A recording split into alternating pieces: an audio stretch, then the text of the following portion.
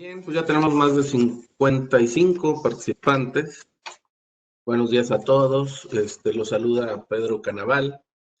Yo soy socio de Comercio Exterior e Impuestos de Baker Tilly para nuestro 14º webinar, que es parte de una estrategia que nuestra firma ha implementado para permanecer cerca de nuestros clientes y amigos en esta época de COVID-19. La selección de temas ha sido algo muy solicitado. Pueden ver todos nuestros webinars en nuestra página bakertilly.mx. Les recordamos seguirnos también en nuestras redes sociales, en Facebook, en Instagram, en LinkedIn, en nuestro canal de YouTube. Aparecemos como Baker Tilly MX. Agradezco a Danae y a Alberto Madrigal siempre su apoyo para la realización logística y tecnológica de esta serie de webinars, que como les comento, los pueden consultar ahí en la página y aprovechar para invitarlos mañana a las 6:30 de la mañana. Quienes nos despertamos a esa hora siempre estamos pendientes de las noticias con Rodrigo Pacheco. Y nuestro socio Agustín Espino va a estar platicando con él respecto a precisamente nuestro tema del día de hoy, que es precios de transferencia. Así es que va a estar muy interesante. Los que no sabemos del tema, hoy aprenderemos y mañana coronaremos el conocimiento con la cápsula con Rodrigo Pacheco, quien por cierto está muy interesado en el tema que platicaba yo a nuestro socio Agustín Espino hace un momento. Entonces, si bien me parece que es oportuno recordarles que el día de hoy nuestro tema es acuerdos anticipados de precios de transferencia y maquiladoras en el COVID-19. El mismo va a estar a cargo de dos de nuestros socios más importantes en la firma, Agustín Espino, que no solo es el socio de precios de transferencia, sino es el socio director de la práctica en Latinoamérica. Agustín tiene más de 20 años de experiencia en este tema, además de impuestos internacionales, evaluación de activos. Ha sido colaborador de grandes firmas internacionales desde hace varios años. Además, es expresidente de la Comisión de Precios de Transferencia del Instituto Mexicano de Contadores Públicos. Obviamente es miembro activo del mismo. Y también forma parte de la Comisión de Precios de Transferencia de la International Fiscal Association. Agustín, bueno, pues es una persona que se especializa en consultoría y desarrollo de estrategias y políticas precisamente en materia de precios de transferencia para empresas multinacionales y diversas industrias que operan a lo largo de Latinoamérica. Tiene muchos clientes en Estados Unidos también y bueno, pues él es obviamente contador público bueno, pues ya verán ahora la calidad de nuestro socio Agustín Espino. También les presento a Marco Aguiñaga. Marco es el socio director de la práctica de impuestos en nuestra firma en el país. También él forma parte del Instituto Mexicano de Contadores Públicos, es miembro del Comité de Precios de Transferencia en el Instituto de Contadores Públicos de Nuevo León, es experto en precios de transferencia y ha impartido cátedra en la Universidad de Cantabria, en la NAHUAC, y es un capacitador constante y ha sido miembro de otras firmas también multinacionales por más de 25 años. Así es que yo creo que voy a ahorrar tiempo, Agustín, porque la agenda está apretada, los temas son importantes. Voy a interactuar con ustedes conforme nos vayan dando inquietudes y preguntas en el chat. Si me permiten interrumpirlos en algún momento que vea yo que hay alguna parte importante ahí que comentar, ¿no? Entonces, sin más, Agustín, te cedo el micrófono. Gracias, buenos días, Marco, buenos días, Agustín. Muy buenos días, gracias Pedro por tan amable presentación.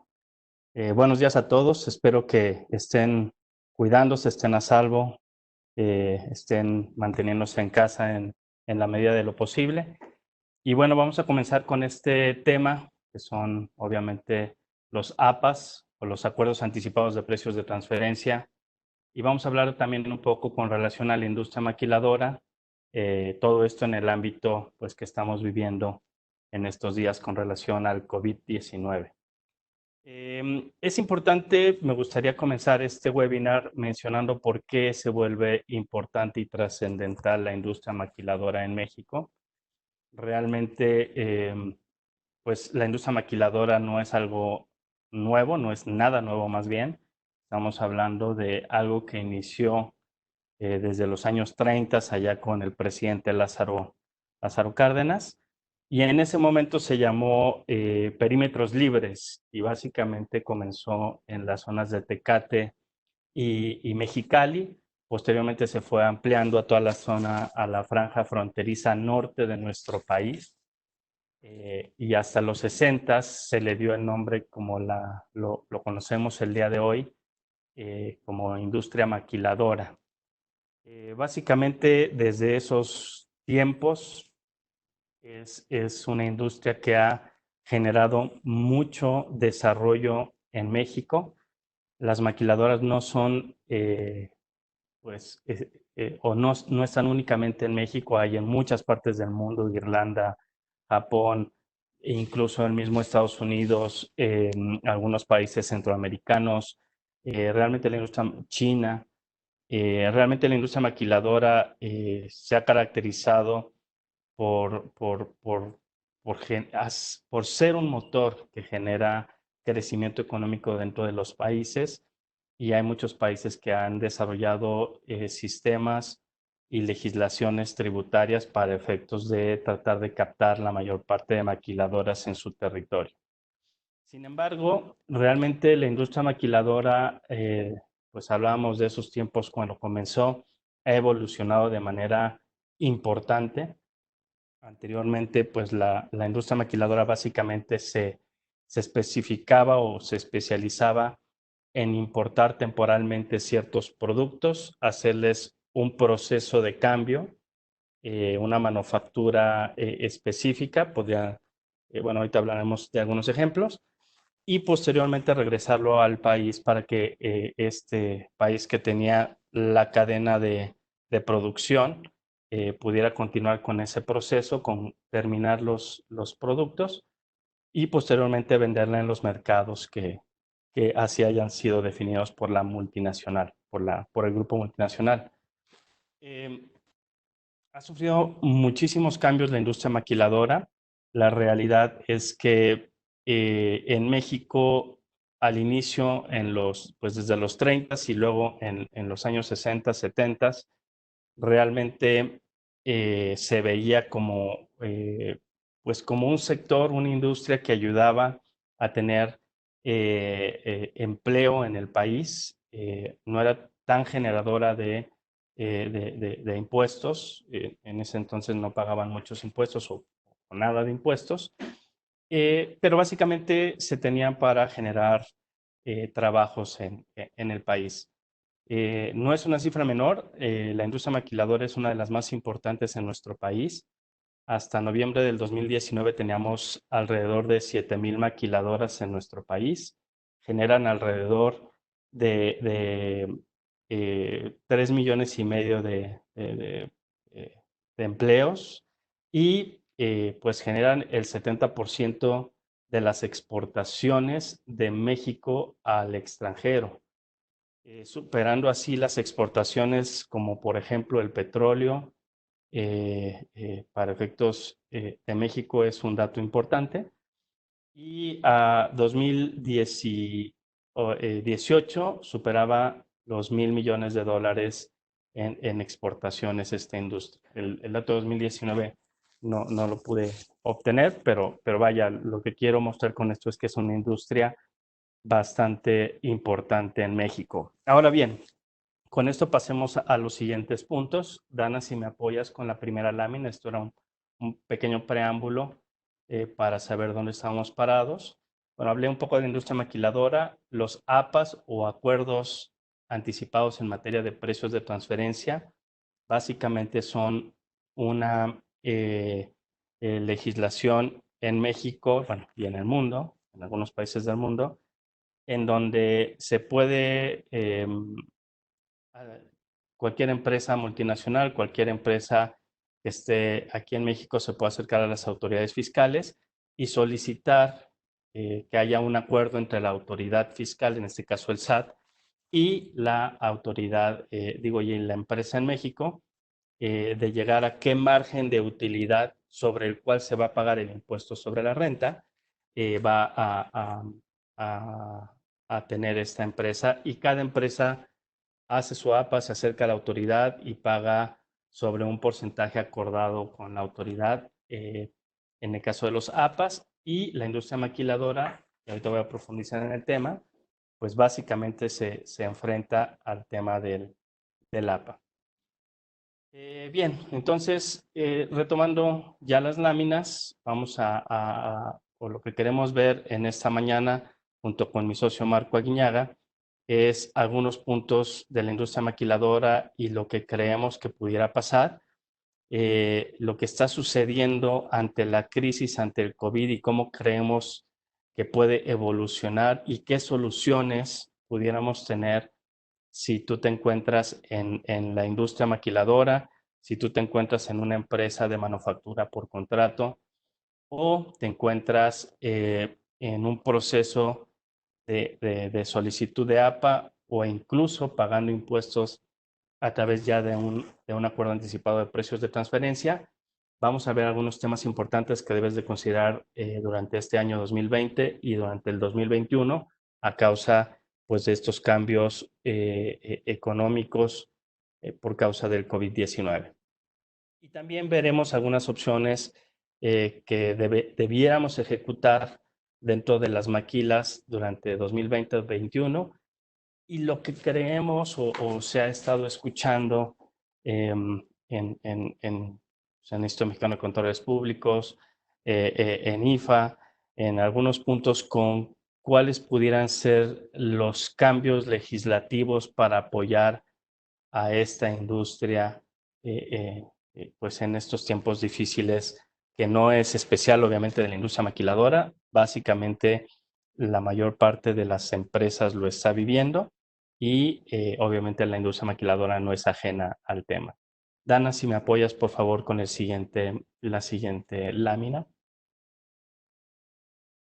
Bien. Aquí vemos algunos puntos importantes. Voy a dar algunas noticias de la industria maquiladora hoy día. Básicamente, la primera es que a partir de esta semana varias maquiladoras reabren, a pesar de que en México nos encontramos en fase 3. Estoy haciendo esas noticias que a final de cuentas van a resultar en algo importante con relación a tributación o a los APAs en materia de precios de transferencia. Las maquilas están abriendo, están empezando a abrir. Incluso podría decirles que el dato que maneja INDEX es el Consejo Nacional de la Industria Maquiladora y la Manufactura de Exportación, le llamamos INDEX. Básicamente, los datos que ha dado es que a pesar de la pandemia y a pesar de pues tener la instrucción de que básicamente todas las empresas se cierren, a menos que sean necesarias. A pesar de ello, únicamente el 50% de la industria maquiladora cerró sus operaciones. Es un dato importante. Obviamente ha surtido ciertos efectos, sobre todo en la parte norte, en Tijuana, Baja California, donde pues ha habido varios contagios por estos temas de no cerrar la industria maquiladora o las empresas maquiladoras. Muchas de ellas se reestructuraron internamente, dejaron de hacer algunos de los productos que estaban haciendo para comenzar a hacer cubrebocas, bueno, todo este tipo de caretas, todo este tipo de productos que ahora necesita el país y también que se están exportando. Sin embargo, a pesar de que no cerró casi la mitad de la industria maquiladora, pues las que estaban cerradas se están reabriendo a partir de esta semana. También, pues, Index estima que se perderán por el tema de la pandemia empleos, aproximadamente entre 30 y 45 mil empleos en este mes de mayo, adicional a los que ya se perdieron en marzo y abril. Y obviamente, pues también esperamos que haya, se tienen pláticas, por ejemplo, con la Secretaría del Trabajo y Previsión Social, se tienen pláticas con la Secretaría de Hacienda y Crédito Público, con el SAT, con relación a los apoyos gubernamentales que requeriría la industria maquiladora en México para poder abatir las consecuencias de esta pandemia en este tipo de industria. También hablaremos de algunos riesgos latentes en la industria. Platicaba ayer con mi socio Marco Aguiñaga sobre las consecuencias, por ejemplo, de los gastos adicionales en los cuales está incurriendo, no solamente pues que está detenida la industria en el extranjero, básicamente en Estados Unidos, y eso detiene la industria también en México, pero también hablando de cuando en esos tiempos que están regresando, los gastos adicionales que pueden tener, como por ejemplo todo el tema del cuidado de la gente, como pueden ser mascarillas, cubrebocas, guantes, geles, tener cuidado de la sana distancia. Normalmente en la industria maquiladora se ve pues grandes bodegas o grandes extensiones, pero donde hay mucha gente muy cerca trabajando y ahora pues con el tema de la sana distancia tendrá que evolucionar también este tema y eso incurrirá en gastos atípicos o gastos extraordinarios para este tipo de empresas. Dana, si me puedes ayudar con la siguiente lámina, por favor.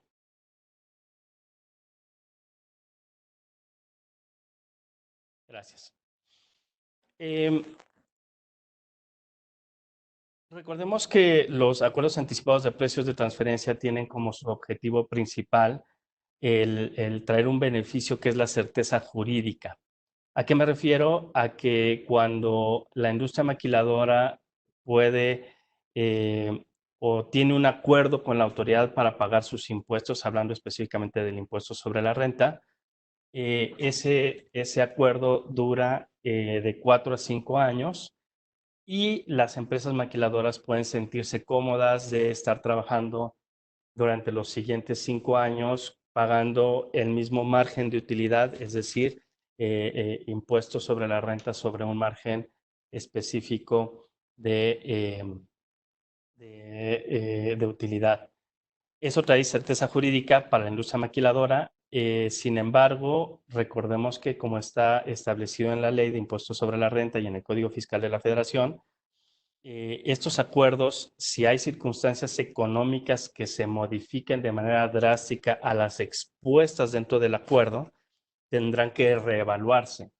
Eso querría decir que básicamente estamos hablando que todos los acuerdos anticipados de precios de transferencia debieran de reevaluarse y eso significaría que más de 6,000 empresas o más de 6,000 APAs serían puestos ante la autoridad fiscal, ante el SAT, para que sean reevaluados. Y la primera pregunta sería si la autoridad tiene la capacidad técnica e instalada, bueno, capacidad técnica no la pongo en duda, hablemos de la capacidad instalada de la autoridad para resolver más de 6,000 acuerdos anticipados de precios de transferencia de la industria maquiladora. Con este punto a lo mejor profundizo un poco más.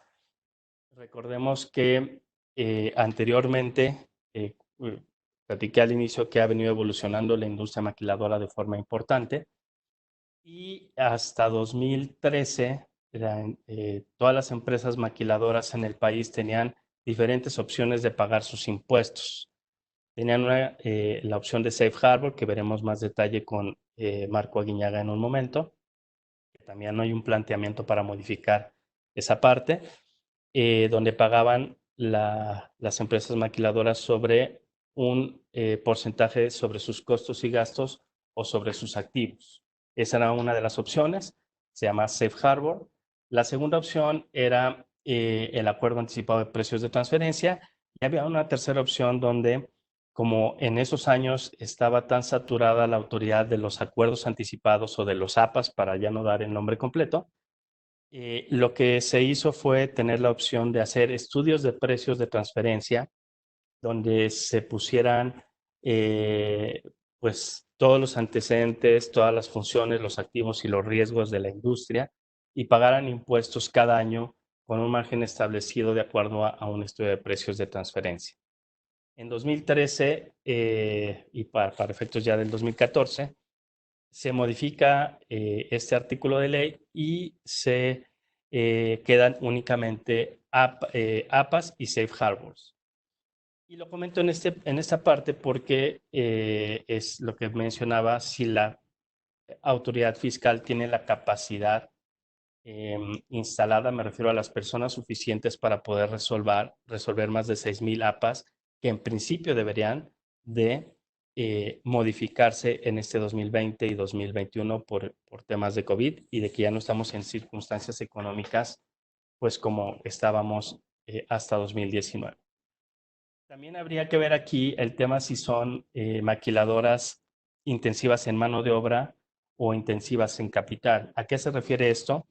Que tenemos maquiladoras que son intensivas pues en personal, en gente que a lo mejor está pegando etiquetas, pegando stickers, ciertas cuestiones donde no se requiere de maquinaria y equipo especializado y les llamamos maquiladoras intensivas en mano de obra. Y también tenemos las maquiladoras intensivas en capital.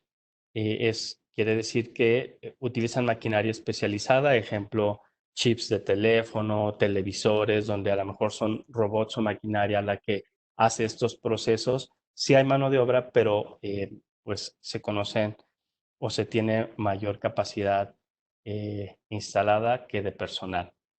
En este caso, recordemos, o con lo que yo estaba mencionando al inicio, la pregunta hacia la autoridad es, ante este COVID, ¿qué es lo que vamos a cuidar? Si la fuente de trabajo o vamos a querer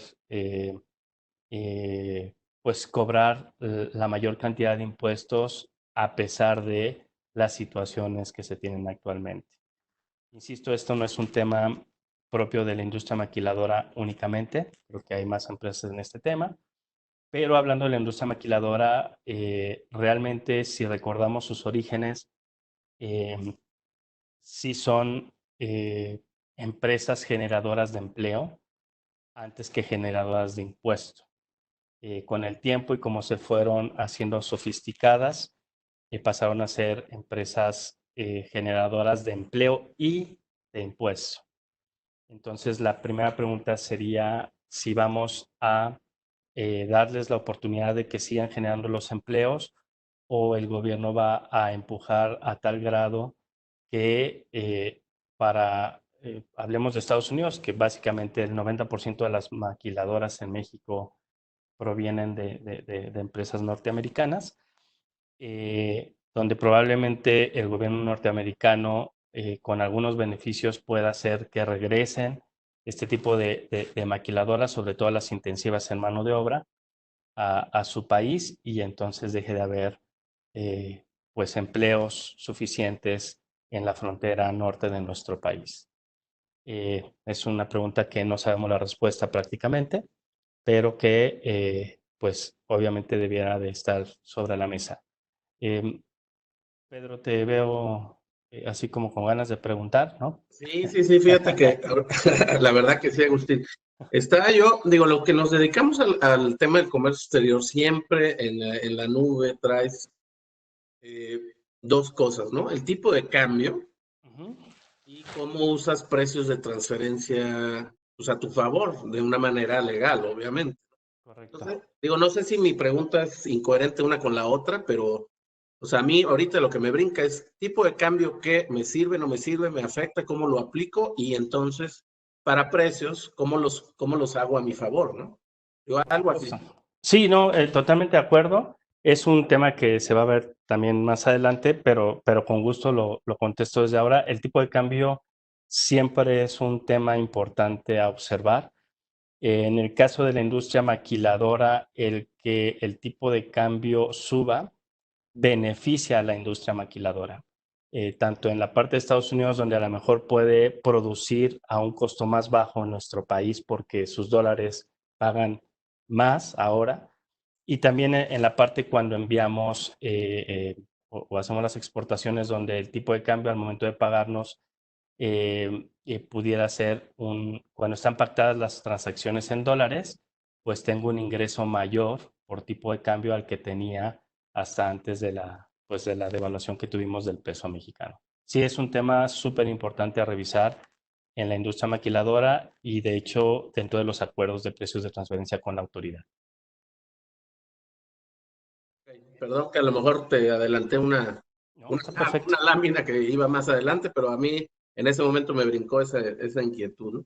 Está perfecto. Adelante, Gracias, por Pedro. favor, Agustín. Sí, otro tema importante a ver es que siempre se han visto la industria maquiladora en cualquier país que se esté haciendo estos servicios, básicamente.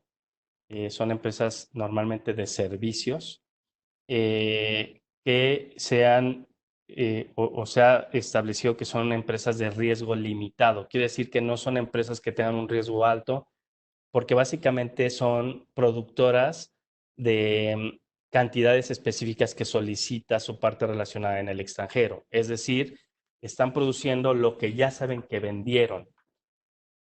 No tienen problemas o no, en principio no tienen problemas de tener inventarios ahí detenidos, no tienen problemas pues de hacer alguna inversión en algún torno, en algún molde, etcétera, y que no se les vendan las piezas. No tienen ningún riesgo de ese tipo. Básicamente hay una empresa en el extranjero que le dice, tú me vas a hacer 5 millones de estas piececitas o me vas a pegar todas estas etiquetas o me vas a mezclar ciertas cosas y poner en cantidades diferentes, en empaques diferentes, etcétera. Y pues básicamente eso es lo que hace que las maquiladoras tengan porcentajes de utilidad muy bajos y es por eso que se les conoce como empresas de riesgo limitado. La pregunta o lo que siempre se ha dicho es que si tienes riesgo limitado, básicamente no deberías de tener un porcentaje de utilidad elevado, sino uno muy pequeño. Y si esa teoría si quisiéramos seguir aplicando, pues querría decir que con independencia del COVID-19, las empresas maquiladoras no deberían de perder y no deberían de bajar o disminuir sus porcentajes de utilidad. Y aquí la pregunta es, ¿eso lo podemos, si quisiéramos hacerlo, lo podemos hacer?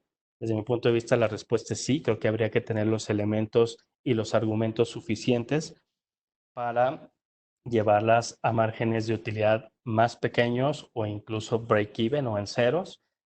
Sin embargo, eso será casuístico, dependerá de cada maquila, de la industria en donde se estén moviendo, etcétera, ¿no? Ejemplo, pues pensar en que las que están en el tema médico quieran hacer eso, pues se vuelve poco práctico porque realmente, en principio, la industria, pues de todos los temas médicos, está teniendo un repunte, está teniendo más beneficios en este tema por obvias razones, pero como comento, eso es casuístico.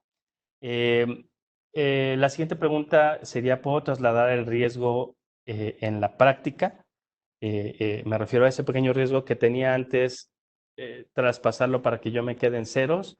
Insisto, es casuístico, creo que se pueden hacer cosas. Pues yo lo que les diría es, si quieren hacer algo similar, tienen o pertenecen a la industria maquiladora, pueden llamarnos y creo que podemos revisar el caso particular. Y pues consideramos que los APAs deberán de reconsiderar sus circunstancias económicas ante el COVID, como ya lo había mencionado. Básicamente, pues de verdaderamente hacer pues una reestructura o evaluar su circunstancia económica para poder solicitar un acuerdo anticipado de precios de transferencia nuevo. Dana, ¿me apoyas con la siguiente, por favor? Hay varios temas laborales en la industria maquiladora. Necesitamos que avance un poco más el tema para verificar cómo van a quedar pues apoyos, etcétera. Por ejemplo, ahorita hay inspecciones extraordinarias de seguridad e higiene por la Secretaría del Trabajo y Previsión Social a las industrias maquiladoras para estar revisando que estén cuidándose y si no tienen ciertas sanciones de tipo laboral, incluso el cierre de la maquiladora si no se está haciendo de manera correcta. Y bueno, tengo aquí dos conclusiones, las siguientes dos bullets que me gustaría llevar al final de este webinar para poder explicarlos como, como cosas que, o las últimas consideraciones de este webinar que sugerimos a la industria maquiladora. Pedro, con eso yo concluyo mi primera participación. Te cedo el micrófono por si hubiera alguna pregunta o algo que responder hasta el momento. Sí, claro. Gracias, Agustín. Pues creo que ha quedado muy claro. Sí tengo algunas inquietudes, no por el chat, pero sí por el WhatsApp de algunos clientes que tenemos, pero yo creo que si nos vamos más ágiles, le doy el micrófono a Marco para que avancemos. Okay. Y te interrumpo en algún momento, Marco, para ponerte sobre la mesa algunas inquietudes que tengo aquí, que están muy bien y que tienen que ver sobre todo con cómo se ve la interacción entre partes relacionadas en el futuro, porque pues esto va a cambiar. Eso es un parteaguas que seguramente tendrá que ver con lo que decía Agustín, ¿no? Tanto el tipo de cambio como las nuevas relaciones con partes o no partes relacionadas, cómo se van a manejar. Pero te cedo el micrófono, Marco, le seguimos para ser eficientes en el tiempo y las pongo sobre la mesa más adelante, Agustín, si estás de acuerdo también. Perfecto, muy bien. Buenos días nuevamente a todos. Gracias por acompañarnos a este webinar, tercero en la parte de transferencia y el 14º que llevamos como firma. Bien lo comentaba Pedro, este es un parteaguas en todos los aspectos, tanto el aspecto, vamos a llamarlo, personal como el aspecto de negocios. De hecho, por ahí voy a robar una frase que decía una persona: 2020 es el año AC y el DC es antes del coronavirus y después del coronavirus. Y efectivamente, esto nos va a cambiar mucho y la industria maquiladora no se puede quedar exenta de estos cambios. Dana, si me puedes apoyar, por favor, con la primera de mis. Gracias. Muy bien. Entonces, ahora la industria maquiladora. Algunos dicen que la industria maquiladora tiene un régimen preferente para el pago de impuestos. No hay que verlo como un régimen preferente, sino es un régimen de cumplimiento. Un régimen de cumplimiento, ¿para qué? Para evitar que el residente del extranjero con el cual está trabajando llegue a generar un establecimiento permanente en México por esas operaciones que lleva a cabo la maquiladora. Tanto así que el 181 me establece algunos requisitos muy formales y muy puntuales en cuanto al ingreso, cómo debe estar compuesto el ingreso a la maquiladora, en cuanto a presentar declaraciones de, por ejemplo, de la DIEMSE, en cuanto a qué debo de hacer o qué se puede entender como un proceso de maquila, que es la transformación de productos, así como también porcentajes de la maquinaria que debe de pertenecer al residente del extranjero con el cual tenga una relación contractual. Ese es el 189, impuesto a la renta. Ahora, el 182, que también es un artículo que está comprendido de este régimen de cumplimiento, me dice cómo debo yo, como maquiladora, calcular mi impuesto a la renta, importando mi PTU, y es que tengo que tomar dos opciones. La primera es el Safe Harbor, como traducción literal, de la que podríamos decir puerto seguro, en la cual son porcentajes preestablecidos, que un poquito, vamos a ver un poquito más adelante. Y el otro, como bien lo comentó Agustín, el acceder a un acuerdo anticipado de préstamo de transferencia negociado con la autoridad. Dana, ¿me apoyas con el siguiente, por favor? Muy bien, hablemos de Safe Harbor. Safe Harbor me dice que debo de calcular mi utilidad fiscal como la mínima de comparar el 6.5 de costos y gastos o el 6.9 de activos utilizados en el proceso de maquila. Es decir, la cantidad mayor de estos dos resultados tendría que ser al menos la utilidad fiscal mínima de mi ejercicio. Ahora bien, estos porcentajes, ¿de dónde salen? No son porcentajes caprichosos que se pusieron a la industria maquiladora, son porcentajes que en su momento la autoridad fiscal en México buscando precisamente comparables para una industria maquiladora, determinó que estos son los markups que obtienen este tipo de industrias y los fijó en la ley y dijo, bueno, 6.5 sobre costos y gastos, 6.9. Estos porcentajes tienen mucho tiempo en la ley, fueron refrendados, como Agustín, en el 2013 cuando entramos a la nueva ley de impuesto a la renta para 2014, la cual está vigente estos días. Se refrendó. Entonces, ¿qué quiere decir? Que estos porcentajes fueron aquellos observados para este tipo de industrias en años que no tenían, pensando que no se escucha bien. Ahorita me confirmo si siguen habiendo problemas en el audio. En años donde no había el efecto de COVID como lo tenemos hoy. Por eso hay una propuesta de índice para efectos de esos porcentajes reducirlos a lo que ellos consideran aplicaría para este tipo de industrias, es decir, 4.5 sobre costos y gastos y 6.9 sobre activos utilizados. ¿Hace sentido? Sí hace sentido porque refleja una situación más real de lo que estamos viviendo actualmente en la parte de los negocios.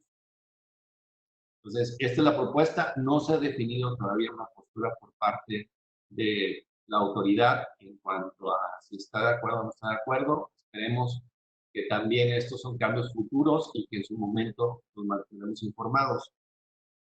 Dana, ¿me puedes pasar a la siguiente, Filmina? Antes de entrar en la parte de APAS aplicable a maquiladora, quiero ver el punto de APA tal y como lo maneja la guía de puesto de transferencia, capítulo 4.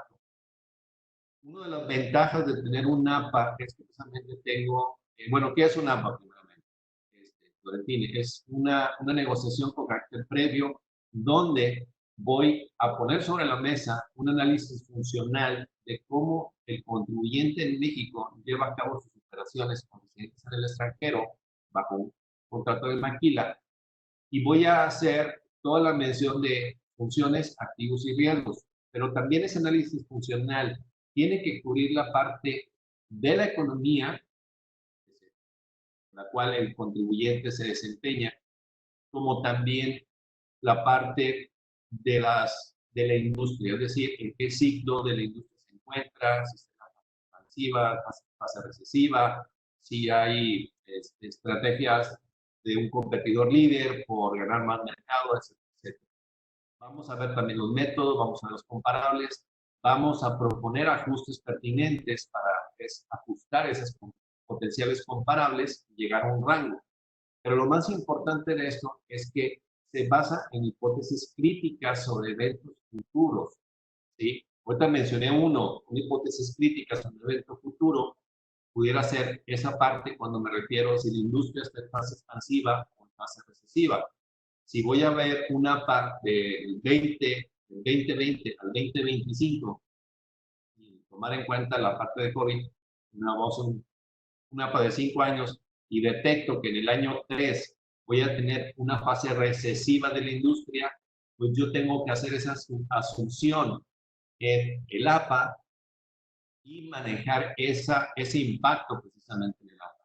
Caso contrario, que si tuviera también la fase expansiva para el año X, yo tendría que tomar esa asunción o hipótesis para impactarlo en la metodología propuesta. Entonces, siguiente página, por favor. Hablando de las ventajas, como lo comentaba Agustín, pues incrementa la certidumbre fiscal, pues ambas partes, tanto los actores que cobran el tributo como aquel que lo tiene que pagar, previamente acuerdan los términos en los cuales se va a calcular la compensación por los servicios o por los bienes que se cubren en el APA.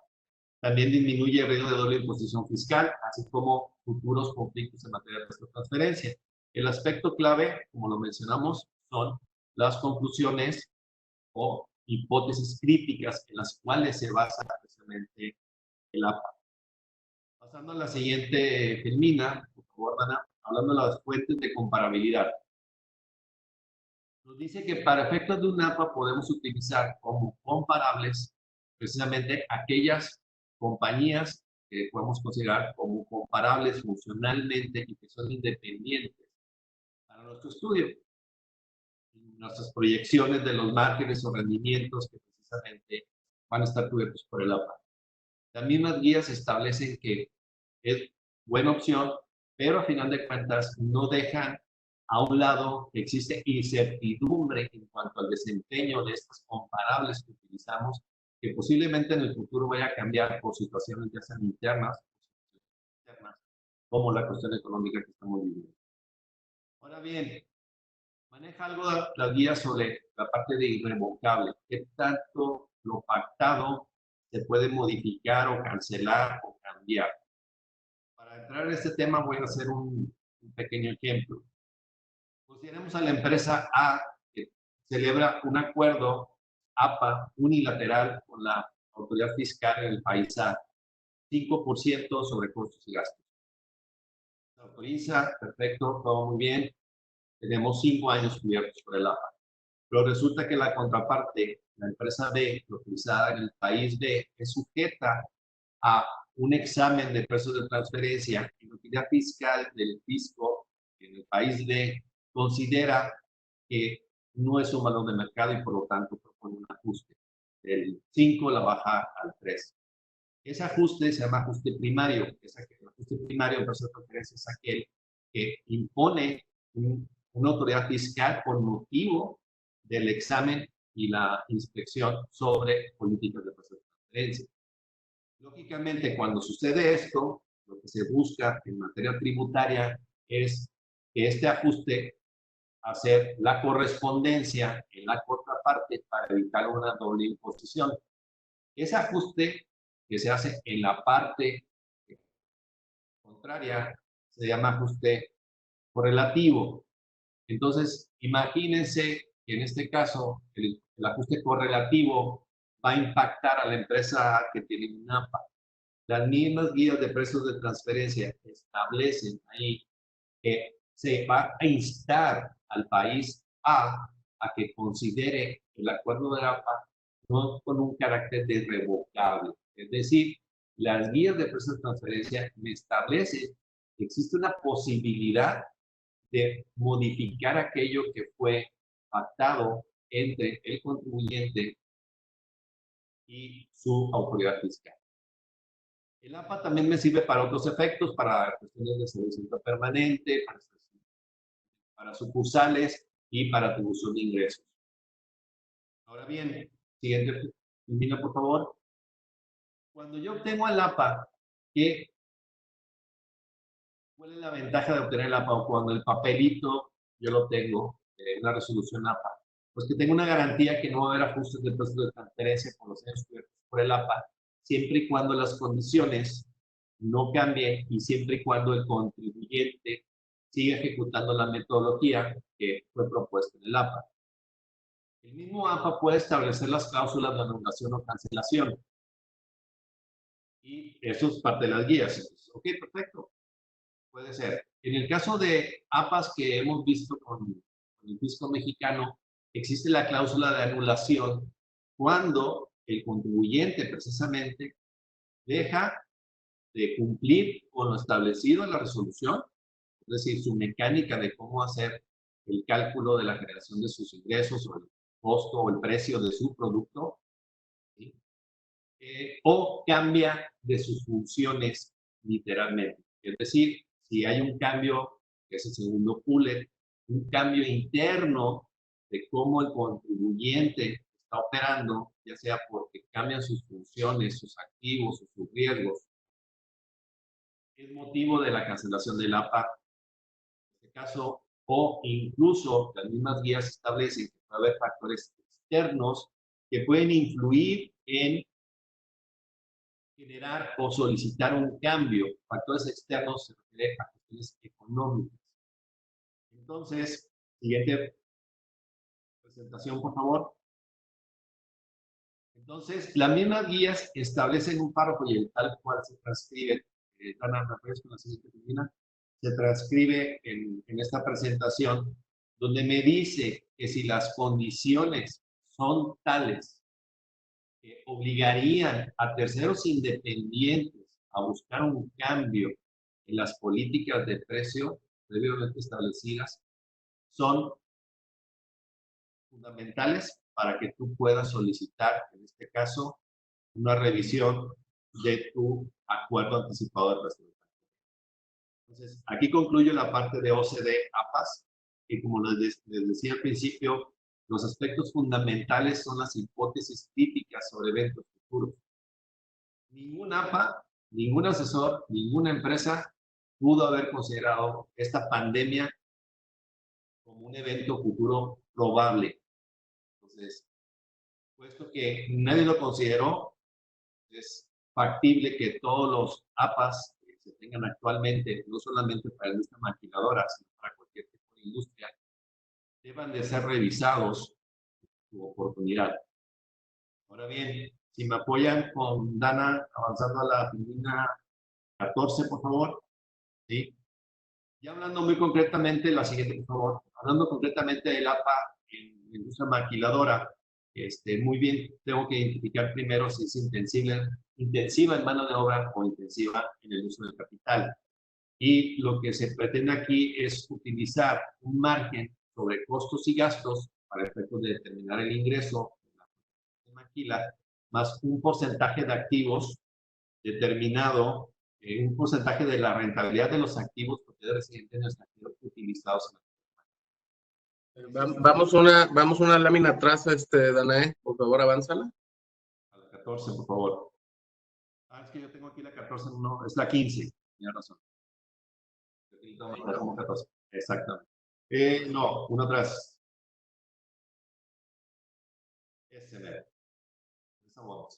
Entonces, en la metodología Fast Track fueron márgenes que se negociaron entre el SAT y el fisco IRS sobre 3 sectores industriales o económicos que eran los marcos sobre costos y gastos que se percibían en la industria, cuáles eran los markups sobre la rentabilidad de activos que se percibían en la industria, pero estamos hablando que ese estudio fue hecho en 2014, 2015, situación que no presentaba efecto COVID. Ahora bien, si tú no estabas de acuerdo en esos márgenes de Fast Track, donde decías, tal vez en la industria maquiladora, para efecto automotriz, yo estaría más cómodo o creo que reflejaría mejor mi situación, un 2% sobre costos y gastos, pues tú puedes hacer la petición convencional y entrar o seguir con la negociación precisamente de la APA, hablando de una APA convencional. Ahora bien, continuando con la siguiente filmina, y es la última para acabar el tiempo, lo que comentábamos, las hipótesis críticas utilizadas. En ningún momento se utilizó la hipótesis crítica referente al hecho futuro de una pandemia. Ahora bien, hay una renegociación. Por renegociar, tengo que hacer una ponderación sobre, tengo que pagar derechos nuevamente por renegociar un APA. El APA, recuerden, hay que pagar el derecho por subirse a RIN, por decirlo así, y tengo que estar pagando refrendos año con año. Tengo que, lógicamente, solicitar asesoría. Tengo la cuestión del tiempo. ¿Cuánto tiempo, como comentaba Agustín ahí, el personal del SAT tendrá la capacidad operativa para responder las peticiones de renegociación? Y también, por lo tanto, al no tener una situación plenamente negociada con la autoridad, ¿cuál es mi certidumbre jurídica voy a tener para yo poder desempeñar mis funciones como maquiladora sabiendo que no voy a generar algún problema de precios de transferencia precisamente con mi operación de maquila o algún otro tipo de APA que tenga precisamente en negociado o esté en proceso de negociación? Pero hasta aquí termina mi presentación. Dime cuál sería el siguiente. Sí. Yo creo que es oportuno que empecemos a hacer como un cierre de conclusiones y les pongo sobre la mesa algo que me llegó también, que decía yo hace rato, que bueno, al final preguntan, bueno, ¿cuál es la solución que proponemos como firma a las empresas de la industria maquiladora? Y a mí eso me interesa mucho porque como parte de comercio exterior siempre es un tema que está vigente. Entonces, se las pongo en la mesa a cualquiera de los dos, no sé, Agustín, Marco, el que la quiera comentar. O sea, ¿cuál es la propuesta? Sí, si me lo permiten. La propuesta sería hacer una evaluación casuística, o sea, una evaluación de las circunstancias de la maquila específica que se esté buscando evaluar. Recordemos que tenemos varias opciones pues una de nuestras recomendaciones sería renegociar el acuerdo anticipado de precios de transferencia con la autoridad. Sin embargo, siempre es bueno hacer una evaluación. Nosotros lo que hacemos con nuestros clientes es evaluar cuánto da el cálculo de Safe Harbor, cuánto da el cálculo de APA tradicional, cuánto da el cálculo de APA Fast Track. Pues el consejo sería reevaluar tu acuerdo anticipado de precios de transferencia. Correcto, eso es la revaluación. Fíjate que nosotros, los que nos dedicamos al comercio exterior, Agustín, los temas de importaciones temporales, por ejemplo, la importación de activo fijo, pues siempre te inquieta el saber cómo desde precios de transferencia puedes hacer algo benéfico para la maquiladora, ¿no? Y pues la gente que no sabemos mucho de precios, porque es un tema global, siempre nos preguntamos, bueno, ¿estoy haciendo bien? ¿No lo estoy haciendo bien? ¿Los cálculos son correctos? Porque Marco decía algo también, bueno, hay ahí partes que pueden no ser exactos los cálculos, ¿no? Entonces te equivocas y puede ser un error tremendo. No sé si estoy con mi comentario haciendo un medio batidillo, pero creo que es importante los que nos dedicamos al comercio exterior saber un poco más de ese tema, ¿no? La palabra precisamente en conexión a eso, es muy importante que tanto los APAs como el Safe Harbor utilizan información generada por comercio exterior en cuanto a monto del inventario de la materia prima residente en el extranjero que se tiene al final de cada mes. Entonces, es muy importante que estos controles de materias primas que se tienen utilizando estén debidamente conciliados. A veces nos hemos encontrado unos trabajos que lógicamente no con nuestros socios de comercio exterior, pero sí que existen diferencias significativas entre lo que manejan en libros comercio exterior con tal vez lo que tenga la autoridad, porque esos datos los cruzan la autoridad. Igual, hablando de activos fijos, nosotros utilizamos el valor del activo fijo para efectos, ya puede ser para un cálculo puede ser el valor de adquisición de residentes en el extranjero, nosotros utilizamos el valor en aduana.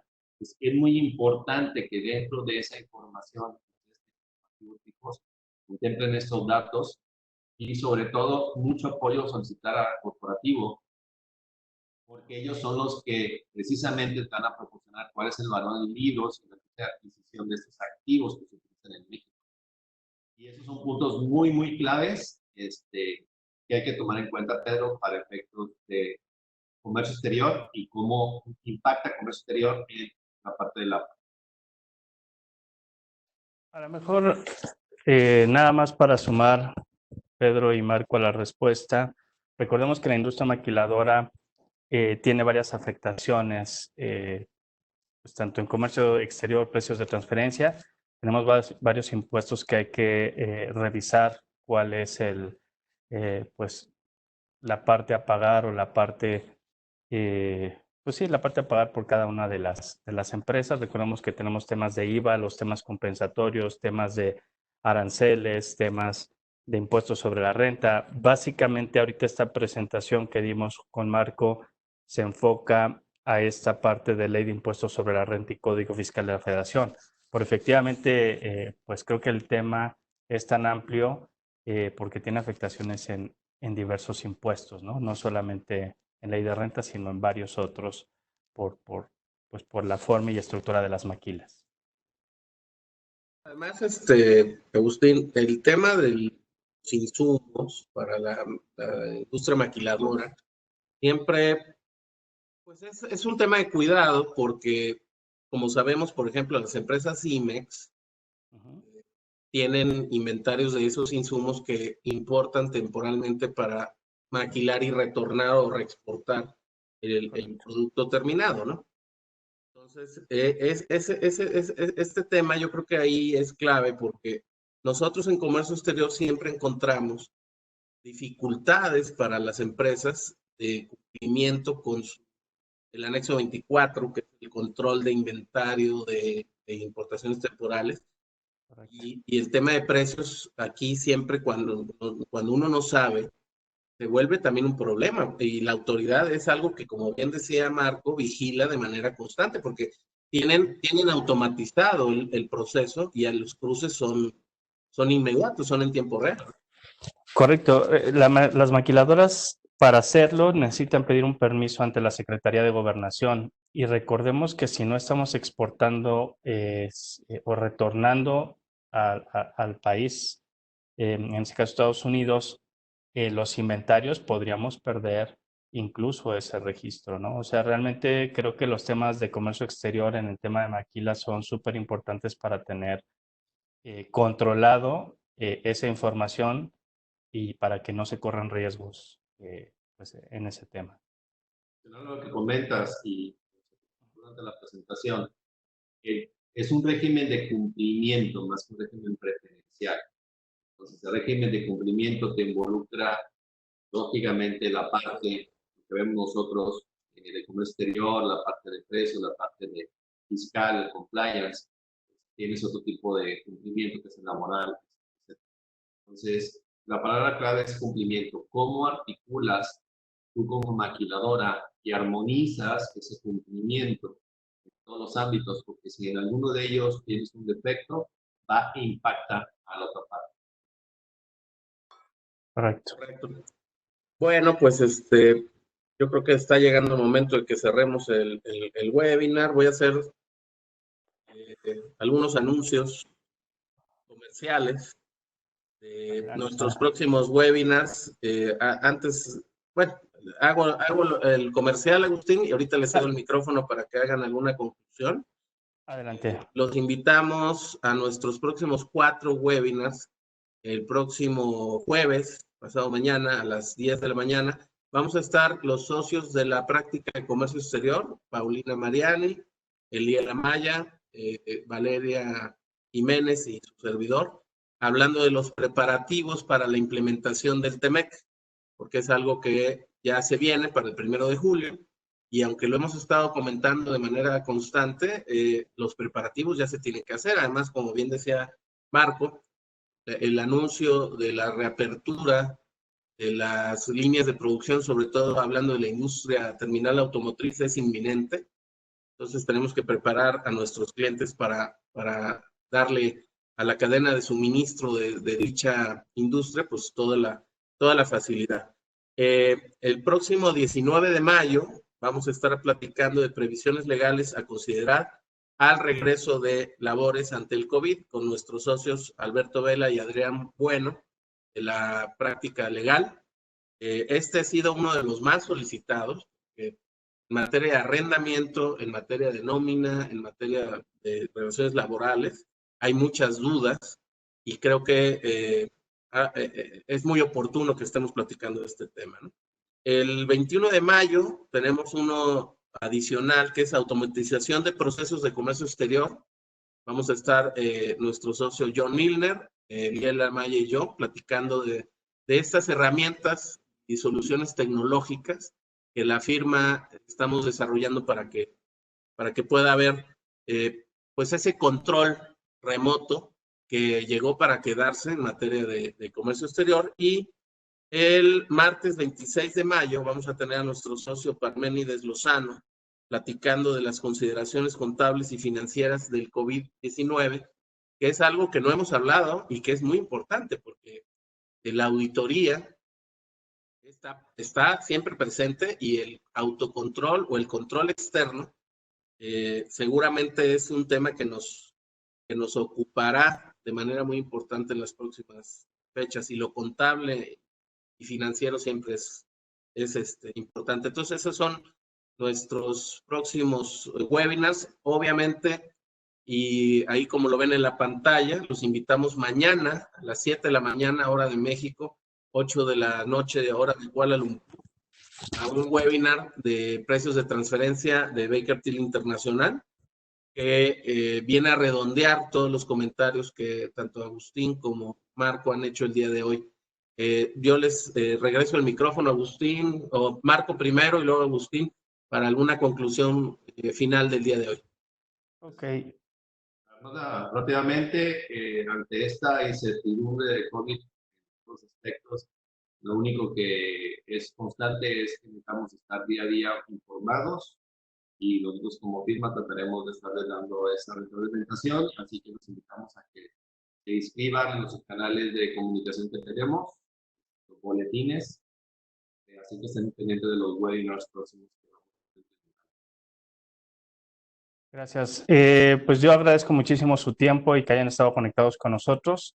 A lo mejor únicamente dando una conclusión al tema, es necesario tomar medidas hoy, no el año que viene, en materia de precios de transferencia, maquiladoras, APAs, todo lo que tenga que ver con impuestos. Es momento de hacer la documentación y de tomar las decisiones que se necesiten tomar, sobre todo si queremos, pues algunos negocios necesitan sobrevivir, y para eso a veces se necesitan reestructuras o cambios drásticos a cómo se venía funcionando, hablando fiscalmente en el tema de maquilas.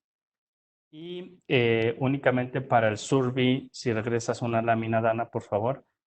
Es un survey, perdón, de precios de transferencia y establecimiento permanente.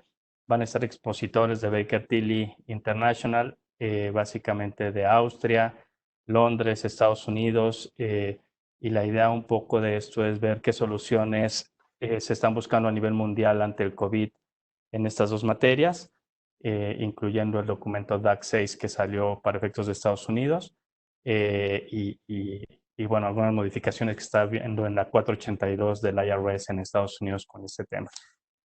Para los que gusten, si gustan comunicarse con Marco, conmigo, ahí están nuestros teléfonos, nuestros emails, o en su defecto buscar en la página de Baker Tilly International, ahí pueden hacer su registro quien guste conectarse. Pues nada más, muchísimas gracias por su tiempo. Gracias, Pedro, como siempre. Marco, muchas gracias por el tiempo y por estar aquí transmitiendo conocimiento por este medio electrónico. Al contrario, Agustín, gracias. Gracias, Agustín. Gracias, Marco. Por ahí hay un comentario que hay problemas para registrarse al webinar del TEMEC. Danae, ahí te encargo que veamos qué es lo que está pasando. Ya veo que pusiste la liga en el chat. Y bueno, los esperamos el próximo jueves a las 10 de la mañana.